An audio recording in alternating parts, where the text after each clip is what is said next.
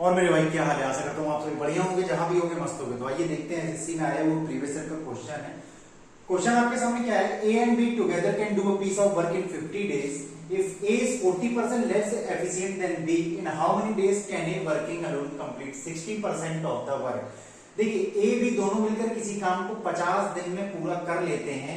A B से 40% कम दक्ष है, तो बताइए ए अकेले काम का 60% हिस्सा कितने दिनों में कर लेगा।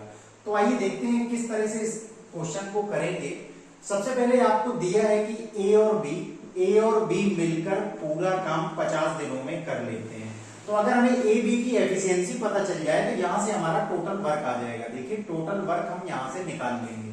तो देखिए एफिशिएंसी का रेशियो दिया है, कह रहा ए जो है वो बी से 40% कम एफिशिएंट है।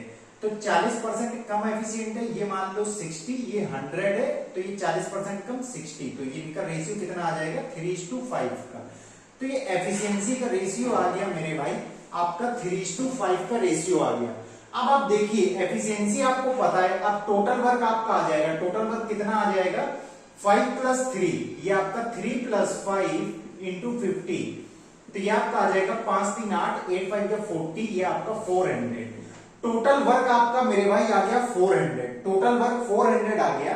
अब आपको क्या निकालना है? 60% काम, जो काम था आपका टोटल, उसका 60% आपको ए से अकेले करवाना है। तो देखिए वर्क जो है 400 आ गया, इसका 60% कितना हो जाएगा मेरे भाई?